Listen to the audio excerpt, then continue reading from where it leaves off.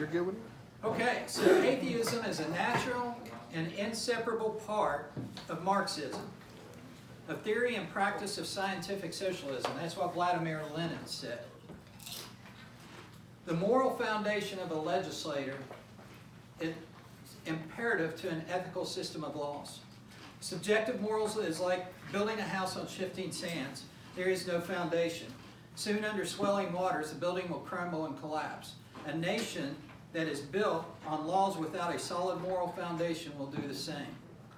Today here in the 5th District, we have a representative in the House chamber that believes a man has a right to enter a woman's restroom, that boys have the right to play girls' sports, return to their locker room, and even shower with them.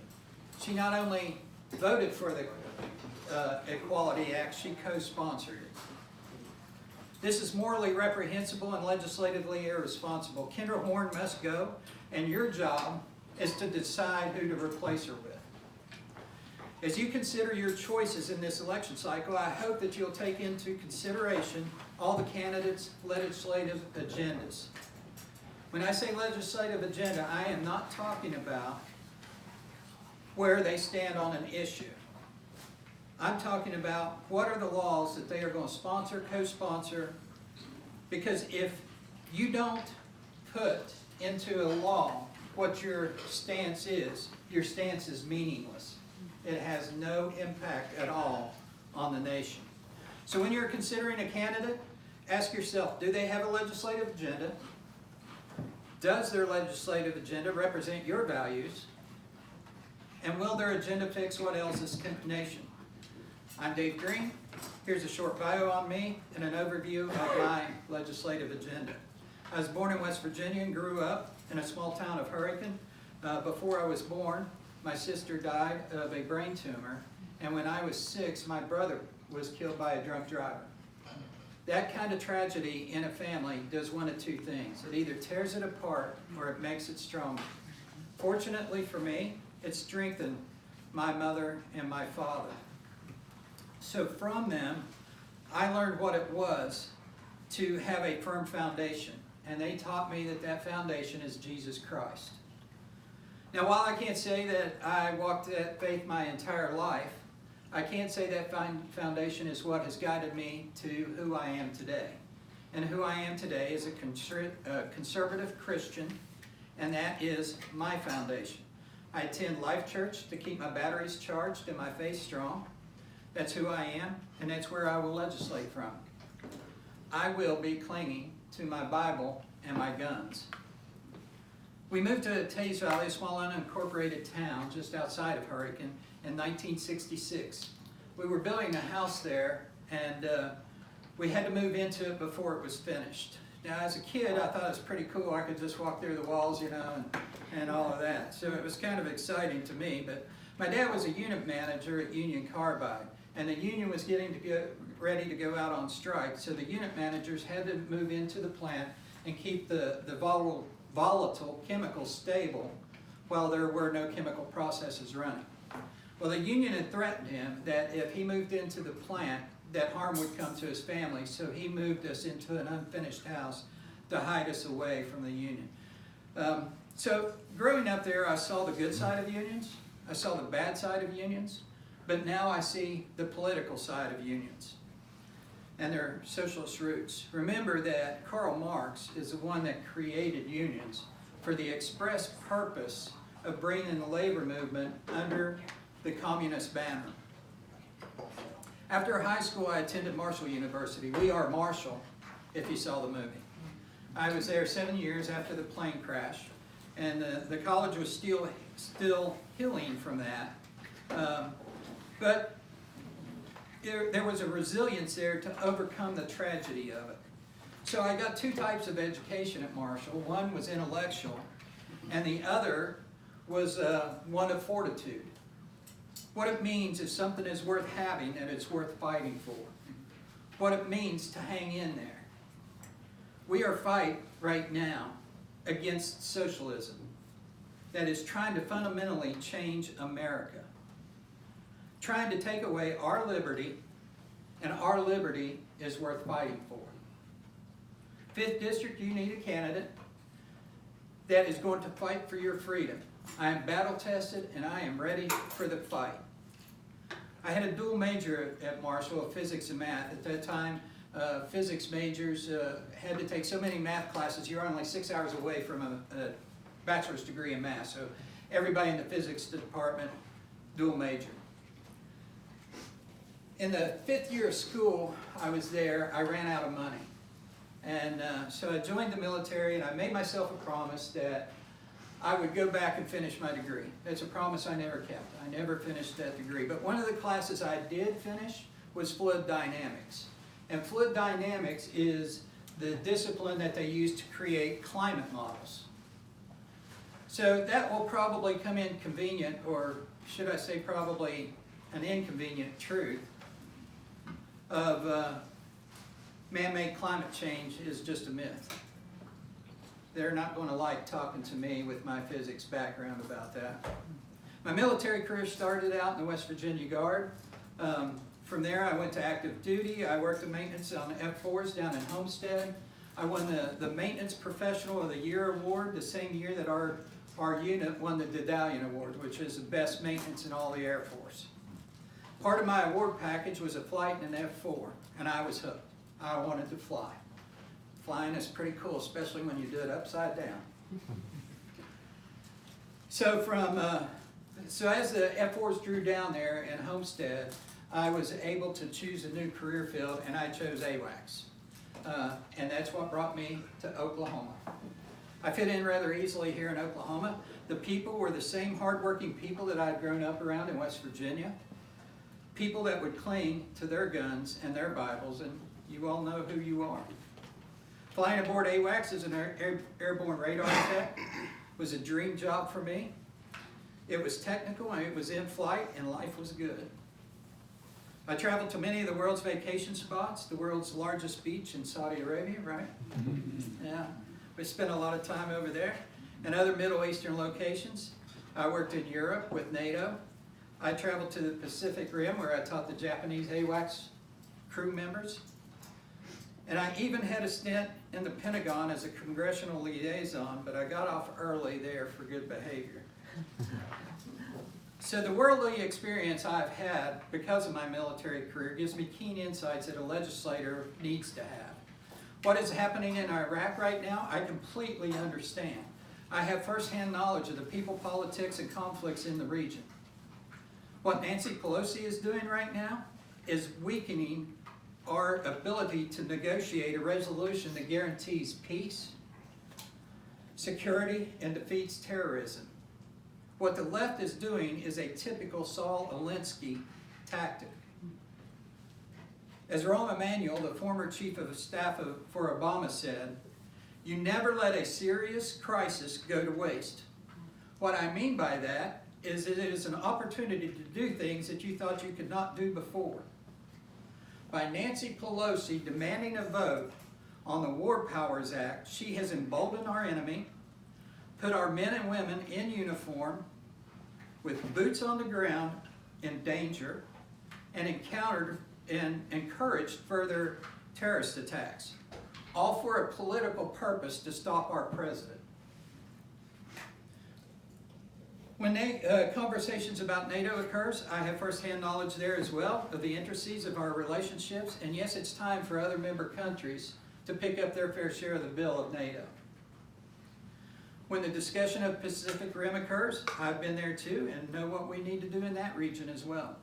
My military background also gives me knowledge of what it is to wage war. I was in both of the Iraq wars, and I've been in a ton of armed conflicts. I have 3 air medals for combat flight time.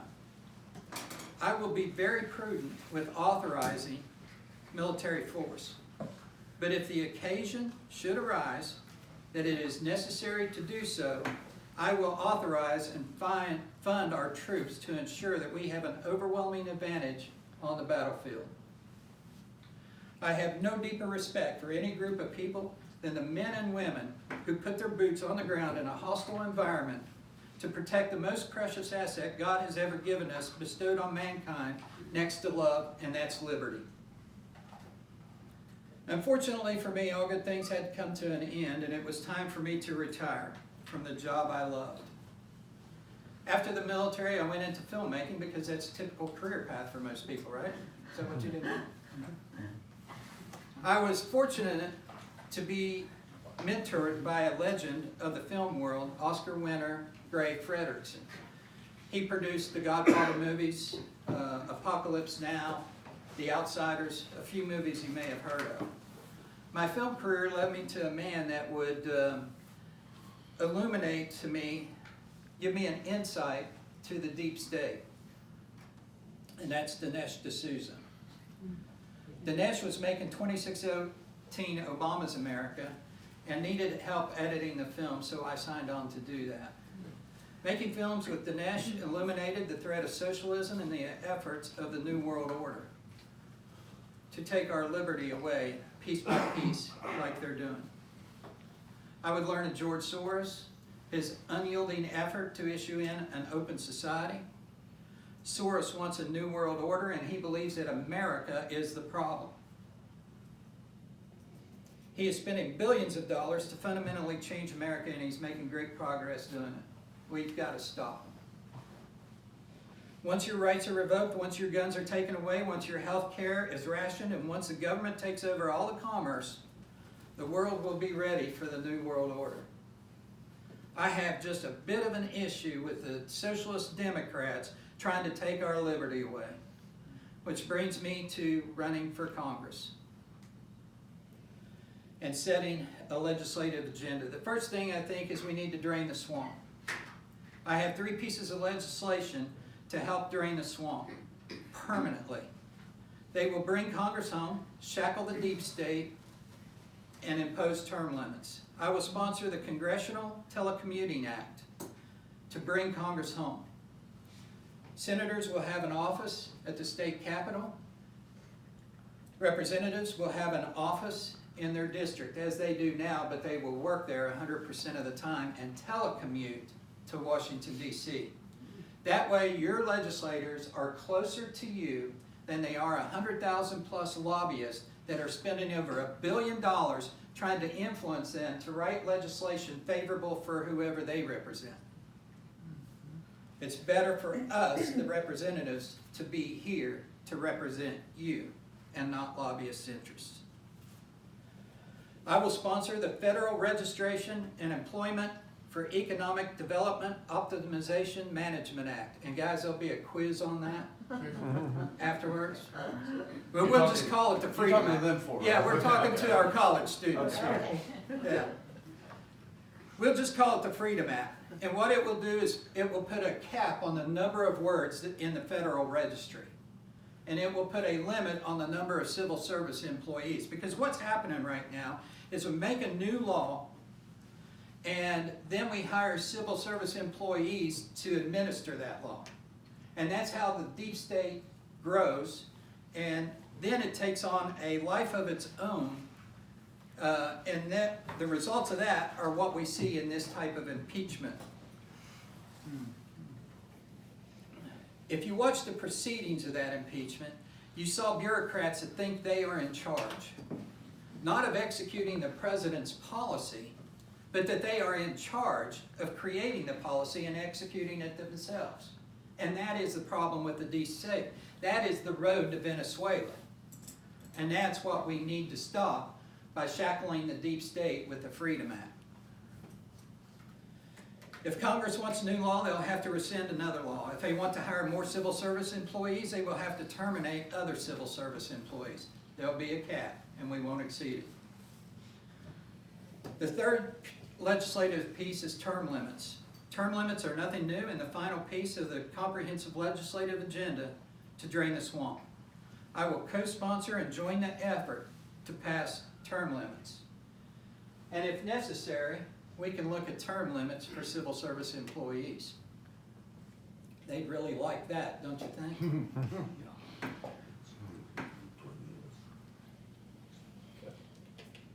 Kendra Horn co-sponsored and voted for the Equality Act. And in my opening statements, I talked about how it is an attack on women. but it's also an attack on churches and church and religious liberty. They will have no religious exception to LGBT individuals that demand to be placed in positions that are contradictory to the church's doctrine. Let me give you an example. An LGBT activist walks into a church and demands to be a greeter. If the church turns them down based on their doctrine, they will lose their tax-free status. And once they lose their 501c status, then they become a regular LLC, which then they're vulnerable to a whole new set of laws. They can be sued and shut down. The church would exist no more. Religious schools could be shut down if they don't include LGBT studies, yet there's no definition of what these studies are. So the religious institution will always be vulnerable to attacks. I will fight to ensure that the Equality Act never becomes the law of the land. Fortunately, right now we have a Senate and a president that would never let that move out of the House. But let's hope times don't change and they have the power to pass a law like that. I'll also work with Senator Langford to repeal the Johnson Amendment that limits the church's freedom of speech. Moving on to guns. Gun control advocates are relentless in attempting to take away your right to keep and bear arms. Well, let's say we only want common sense gun control. Well, we can see their common sense gun control ideas unfolding in Virginia right now. So much so that there are counties in Virginia that are declaring themselves as gun sanctuaries. I mean, you really have to go pretty far out there for a county to declare itself a sanctuary for guns, right? Gun control is propelled emotionally on an uninformed populace. I had a teacher in high school who had a banner around the top of the room, and on that banner it said, if you think education is expensive, check the cost of ignorance. Right now, the greatest way to preserve the right to keep and bear arms is having an educated populace on arms and the Second Amendment. So I will introduce the Civil Arms Training Act. The CAT Act will require secondary schools to provide Second Amendment arms training. As for the Second Amendment itself, I will use a bit of cowboy logic there. If it ain't broke, don't fix it. Every red flag law will be an immediate red flag to me to see if the socialists are attempting backdoor gun control. Every attempt to enact common sense gun control, like Kendra Horn supports and votes for, will be met with a nay vote by me. Shall not be infringed is as concrete as it comes, and it shall not be infringed. Entitlements. It's time for us to see that the emperor has no clothes on. Currently, our entitlement programs, Social Security, Medicare, Medicaid, and education funding are Ponzi schemes. Money comes in and immediately goes back out. The Social Security Trust Fund will be depleted in 2034. The Medicare Trust Fund will be depleted in 2026. That means payments for those programs will then come out of our general fund. The Treasury says the unfunded liability of these programs is $50 trillion.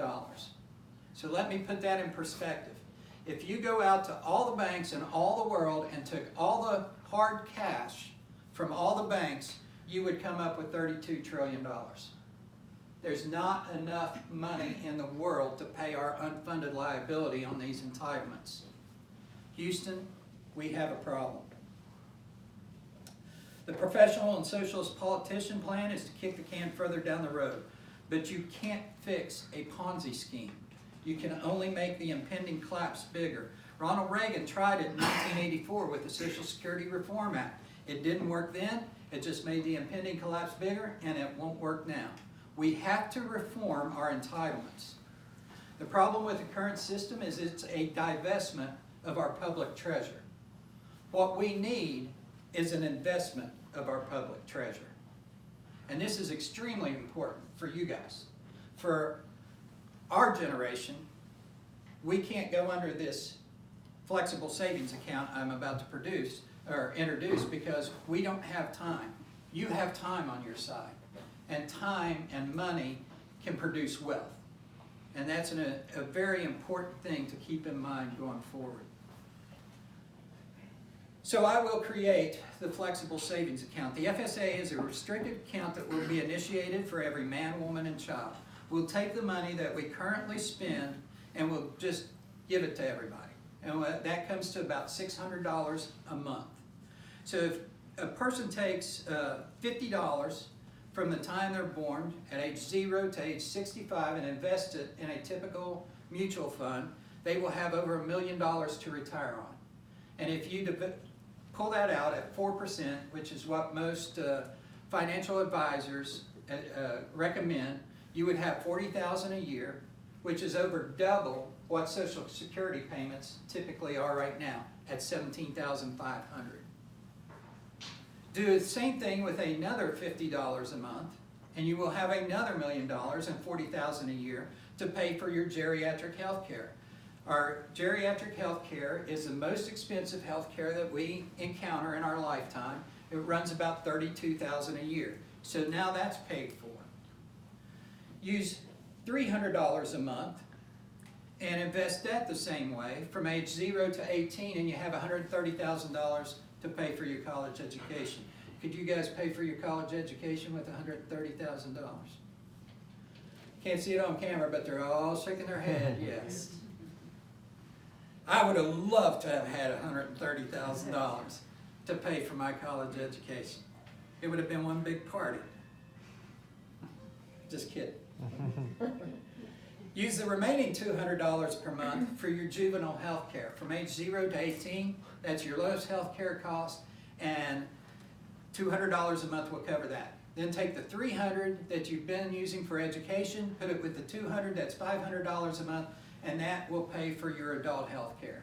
So with this one plan, the flexible savings account, we have paid for education, health care, a lifetime of health care, and retirement. And it will do it all for less money than what it's costing the government right now in those programs. Just over half. Because it's restricted funds, it can only be drawn for use as specified. So anybody could put money into your flexible savings account. That includes employers, churches, charities, family, friends, scholarships, GoFundMe accounts. Whatever you can generate income in can go into these accounts, and because it is a restricted account, it can only be used for certain functions, and that's education, health care, and retirement. While Kendra Horn is sponsoring legislation to put the heavy foot of the government on the necks of banks that are giving student loans, we're going to introduce the FSA that will eliminate the need for student loans. While Kendra Horn is telling you that it's complicated to pay for health care, we're going to give you the money and you can go pay for health care. That's pretty simple. And then there's nobody in between you and your doctor when they're making health care decisions. No government, no insurance agents, nobody will be between you and your doctor. It will be only the two of you deciding what is the best path of health care for you. You know, this may even be the catalyst to get the homeless off the streets in Nancy Pelosi's district. She can thank me later for this. Entitlements are huge, and no one is proposing a complete solution like the flexible savings account except me. Taxation. Along with reforming entitlements, we need to reform our taxation. I will support and co-sponsor the fair tax bill. The fair tax is progressive, equitable, and adequately funds the government. This is what 80 leading economists said in an open letter to Congress and the White House.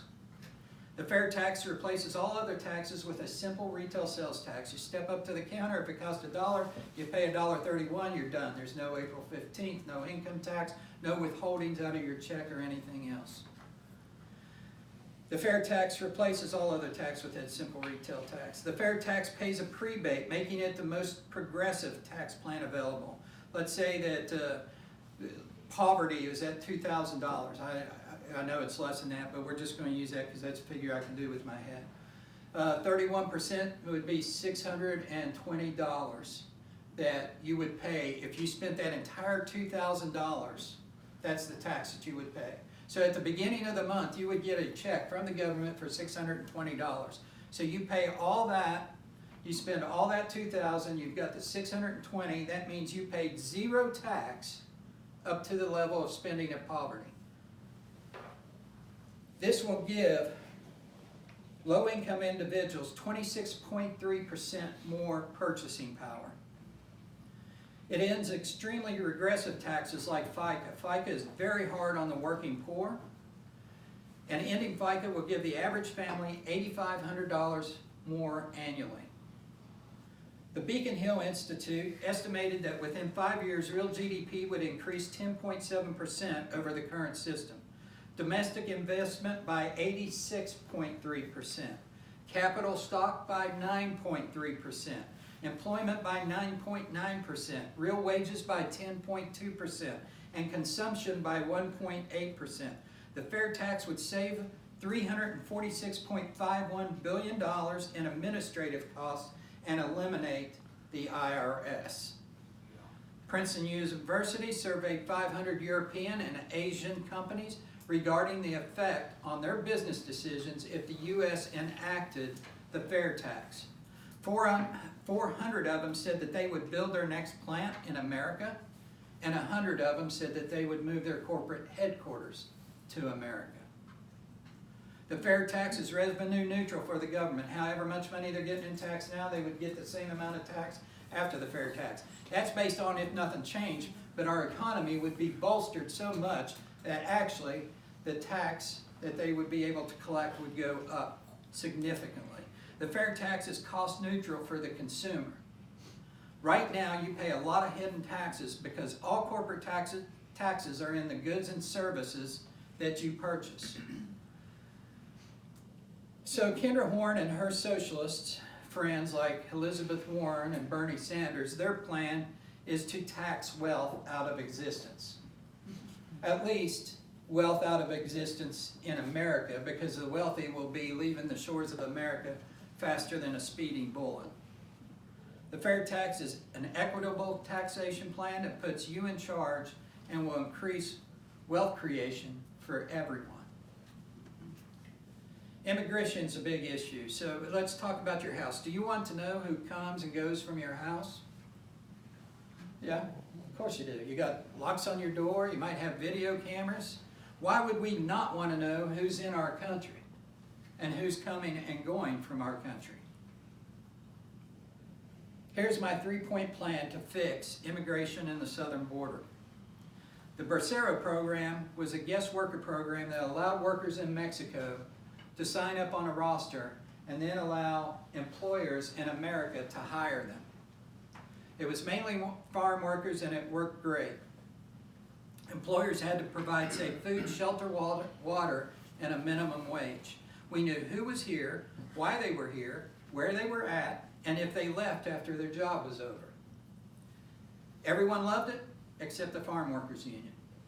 Imagine that. Of course, we know that Democrats are always going to comply with union demands. So in 1964, a filibuster-proof Democratic Senate, a majority Democrat House, and a Democrat President, LBJ, killed the Bracero program. In 2018, a study looked at the results after eliminating the program and found farm workers' wages did not go up, farm workers' unemployment did not go down, and the only thing that increased was illegal border crossings. So now we need to build a wall. I will sponsor or co-sponsor a bill to complete building the wall and ensure the funding is in the appropriations bill for it. I will reintroduce a robust guest worker program. And then I will introduce a program to document everyone in the country. Those who are here and have a job will be enrolled in the guest worker program. Those who are here who are attending school will apply for a student visa. Those who are here committing crimes will be deported. Next, we need to fix our broken immigration system so that people who want to become a U.S. citizen and who we want to be a U.S. citizen can go through a streamlined process and become a U.S. citizen. Those three initiatives will secure our border, our national sovereignty, treat people with dignity, and facilitate America's best interests. I want to wrap up here today with the most urgent crisis facing America today. A crisis killing nearly 1 million Americans a year. Abortion. Last Friday, I was able to go down and meet with an organization that has an office in Norman that looks down over the abortion clinic there. I was there for approximately 2 hours and saw 8 abortions. 8 women go in and then come back out in a 2-hour period. That's 8 children that died.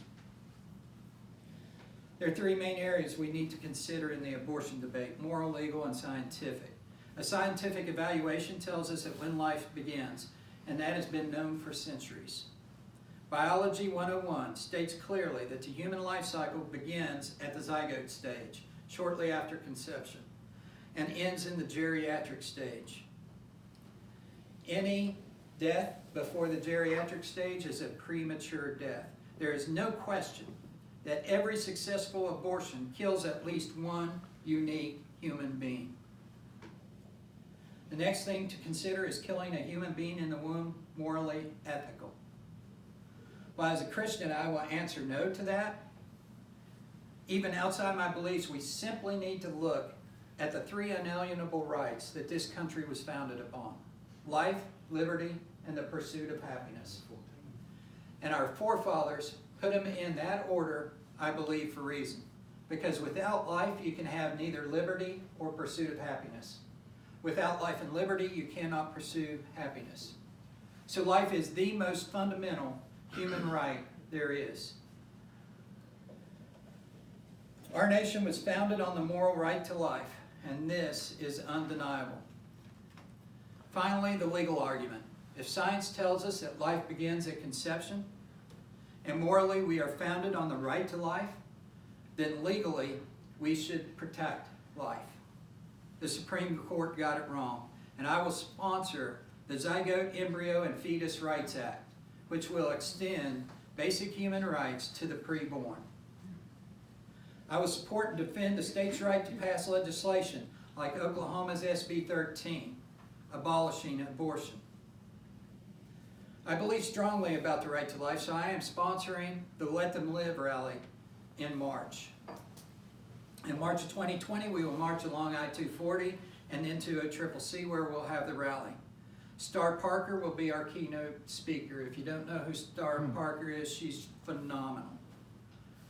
Since the profiteers of the abortion industry target the young women, we are working to keep the rally free for all to attend, especially the young college women there to CCC. I believe Star Parker's story will impact their lives. So if you have the means, please consider a donation towards keeping this rally free. In conclusion, Ayn Rand said that the smallest minority is the individual. And I agree. All my legislative agenda items are created to empower you, the individual. I have strong conservative credentials. I made 2 of the largest political documentaries of all times, and they were very conservative. In fact, during this time period, Dinesh went to jail, and I got a fine from the IRS. Now, I can't say that either one of them were because we were making conservative films, but it seems pretty coincidental. I have a solid moral foundation from where I'll legislate from. I have insights into pressing foreign matters that our country is currently facing. I have a domestic legislative agenda to fix what's broken in America. I will reach across the aisle and bring together a coalition to pass these legislative items necessary to keep America free. The socialists are tirelessly trying to fundamentally transform America. When government grows, liberty shrinks. But the reverse is also true. It is time to empower the people and shackle the deep state. Folks, we can't any longer sit on the sideline. We're reaching a critical point with these socialists and their socialist policies. It's time to take up our flag and fundamentally empower the individual. I invite you to join the Green Team. This is my tremendous Green Team sitting right over here. And help us turn the 5th District green. Some want to turn it red, some want to turn it blue. We want to turn the 5th District green. So go to our website, www.davidgreene, that's green with an E on the end, .me, and click the join button. Or for those of you here today, you can put your name on the list and we won't blow up your mailbox. We'll be respectful of that, but we'll tell you how that you can join us and stay in touch with what the Lean, Mean, Freedom Fighting Machine is doing. May God bless you, may God bless our President, and may God bless America. And with that, I'll be glad to take questions. Thank you.